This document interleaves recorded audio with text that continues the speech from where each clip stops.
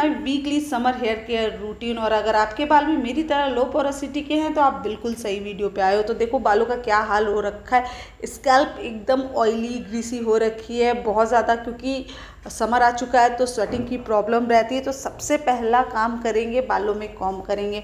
अब समर है तो बालों को बिल्कुल खोलने का मन नहीं करता है यार, तो लेकिन कॉम्ब करना तो ज़रूरी है। अगर कॉम्ब नहीं करेंगे तो फिर बालों में टैंगल आएगा, पसीने की वजह से थोड़ा बहुत बाल भी गीले हो जाते हैं, तो कॉम्ब करना बहुत इंपॉर्टेंट होता है। अब एक मैं मास्क प्रिपेयर करूँगी। इसे बनाने के लिए मैंने 3 बड़े चम्मच जो है वो लिया है almond oil. Almond oil hair के लिए बहुत अच्छा होता है।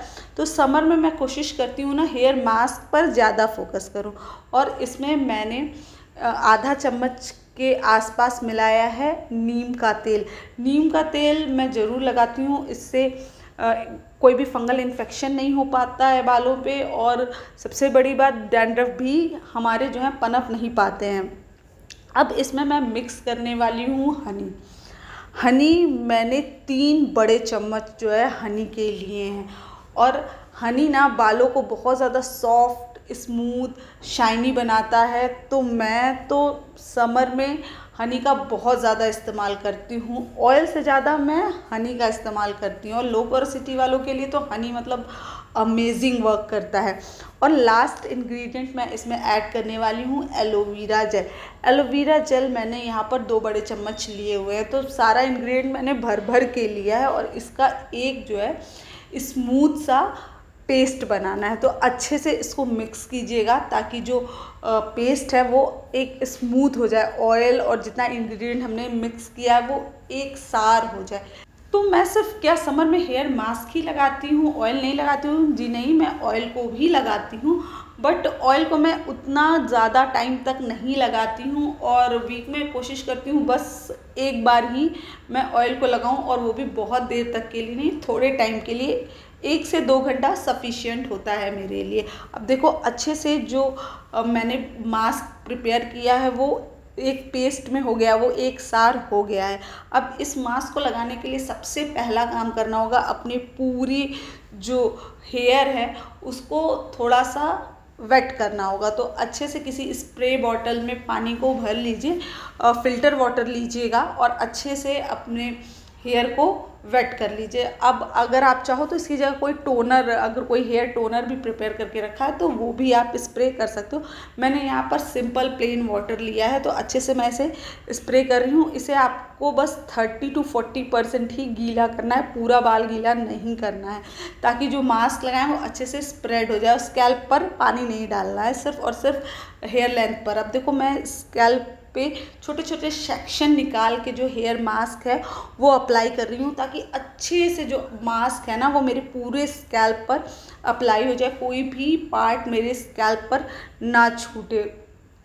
देखो यूँ तो नेचुरल ऑयल प्रोड्यूस करता है हमारा स्कैल्प, लेकिन तब भी हमारे स्कैल्प को हाइड्रेशन की ज़रूरत होती है। तो ये जो मैं मास्क लगा रही थी वही मैंने स्कैल्प पे भी लगा लिया, और इसको लगाने से डैंड्रफ जो होते हैं, क्योंकि इसमें नीम भी पड़ा है, तो डैंड्रफ आगे होने की संभावना नहीं रहती है। अब अच्छे से मैं हेयर लेंथ पे लगा रही हूँ। हेयर लेंथ में भी आप देखोगे तो मैंने छोटे छोटे सेक्शन लिए ताकि मेरे किसी भी हेयर स्टैंड पर ड्राइनेस की प्रॉब्लम ना रहे, क्योंकि अगर बाल ड्राई होते हैं तो ड्राई होते होते बाल डैमेज होना स्टार्ट हो जाते हैं, फिर स्प्लिटेंस की प्रॉब्लम होती है। इस हेयर मास्क लगाने से स्प्लिटेंस की प्रॉब्लम भी है अगर आपको, तो वो स्प्लिटेंस की प्रॉब्लम भी दूर होती है। स्प्लिटेंट बाल ड्राई होने से होता है, तो ये मास्क स्प्लिटेंस को भी प्रिवेंट करता है। अब अच्छे से ये मास्क मैंने अप्लाई अपने हेयर पे कर लिया है, और जब भी आप हेयर मास्क लगाओगे तो उसके बाद इसे अपने बालों में कवर करके रखना है। आप किसी शॉर्टन कैप से कर सकते हो, शावर कैप से कर सकते हो, या फिर किसी प्लास्टिक से कर सकते हो। तो मैंने तो प्लास्टिक से कवर करके रख लिया, और 20 मिनट तक इसे अपने बालों में रखना है, 20 से 30 मिनट तक। अब तब तक मैं एक DIY शैम्पू प्रिपेयर करूँगी। इसे प्रिपेयर करने के लिए मैंने 2 चम्मच मुल्तानी मिट्टी लिए। हाँ जी, वही मुल्तानी मिट्टी जो हम अपने फेस पैक में यूज़ करते हैं, अपने चेहरे पे लगाते हैं। 2 चम्मच मैंने 2 बड़े चम्मच मुल्तानी मिट्टी लिए हैं। मुल्तानी मिट्टी लेने के बाद मैंने इसमें 1 चम्मच एलोवेरा जेल का ऐड किया है, ताकि ये सॉफ्टनेस को प्रोवाइड करे। अब इसमें मैं एक वाटर से स्मूथ सा पेस्ट बनाऊंगी। थोड़ा जो पेस्ट होगा वो थोड़ा आपको रनी रखना है, तो मैं थोड़ा रनी बनाती हूँ क्योंकि ये मैं शैम्पू बना रही हूँ, तो बहुत मुझे क्रीमी टाइप का नहीं चाहिए, ठीक है। तो ये मेरा समर स्पेशल शैम्पू है जो कि मैं मंथ में 2 बार तो मैं ज़रूर इसका इस्तेमाल करती हूँ। ये मेरा फेवरेट DIY शैम्पू है। यूँ तो मैंने एक पूरा प्रॉपर क्ले शैम्पू प्रिपेयर करके आप लोगों के साथ शेयर किया है, बट ये इंस्टेंट शैम्पू है। जब आपको बालों में शैम्पू करना हो और आपने प्रिपेयर करके ना रखा हो तो इंस्टेंट आप इसे प्रिपेयर कर सकते हो। तो जब भी मेरा शैम्पू प्रिपेयर नहीं रहता तो इंस्टेंट मैं इसी को इस तरह से बना लेती हूँ। इससे क्या होता है, बालों में एक हल्की सी बाउंस ऐड होती है और बालों में जो बिल्डअप है स्कैल्प पे भी बिल्डअप जाता है और जो हेयर स्टैंड पे बिल्डअप है वो भी रिमूव हो जाता है। एंड मोस्ट इम्पॉर्टेंट थिंग, जो समर में ऑयलनेस स्वेटनेस की प्रॉब्लम होती है, स्कैल्प बहुत ऑयली ग्रीसी हो जाती है, तो उससे भी छुटकारा मिलता है। कम से कम 2 से 3 दिन तक जो स्कैल्प है वो ऑयली नहीं होता है। तो ये आप एज अ मास्क भी यूज़ कर सकते हो, एज अ शैम्पू भी यूज़ कर सकते हो। तो मैंने शैम्पू की तरह से इसका इस्तेमाल करना है। अब इसमें जो अगला इंग्रेडिएंट मैं ऐड करने वाली हूँ वो है ग्लिसरीन। ग्लिसरीन जो है बालों में मॉइस्चराइज़र प्रोवाइड करता है और जो लो पोरोसिटी वालों के लिए ना बहुत अच्छा वर्क करता है जो ग्लिसरीन होता है। अब इसको अच्छे से मिक्स करने के बाद जो लास्ट इंग्रेडिएंट मैं यूज़ करने वाली हूँ वो है शैम्पू।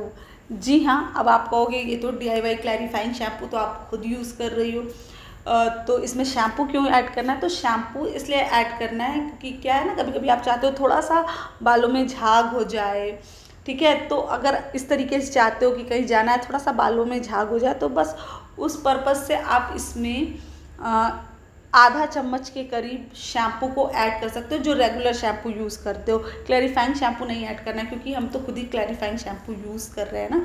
तो इसमें मैं आधा चम्मच जो है शैम्पू जो है वो ऐड कर रही हूँ। मैं रेगुलर बेसिस पे अभी लॉरियल इन्फोर्सर शैम्पू यूज़ कर रही हूँ, तो मैंने इसी को मिक्स कर लिया है। मुझे बहुत साल, मुझे लगता है 2-3 साल हो गया है मैं अभी इसी शैम्पू पे टिकी हुई हूँ क्योंकि जेन्युइनली ये शैम्पू जो है अच्छा है, ठीक है।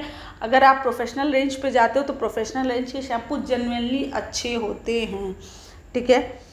अब इसको अच्छे से मिक्स करने के बाद एक रनी सा आपको जो है इसको प्रिपेयर करना और उसके बाद इसी से शैम्पू कर लेना है। शैम्पू करने के लिए आप अच्छे से पहले अपने हेयर पे पानी डाल के धुल लेना, जो सारा मास्क है वो निकल जाएगा। तब इसे आप एज अ शैम्पू, जैसे शैम्पू करते हो उस तरह से इसको करना। देखो कुछ इस तरीके का रिज़ल्ट आया है। जो मेरा हेयर है वो एक जो हेयर की स्ट्रैंड है वो अलग हुआ है, तो काफ़ी मुझे अच्छा लग रहा है और बहुत थोड़ा बाउंसी लुक आया है। तो चलो वीडियो को एंड करते हैं, बाय।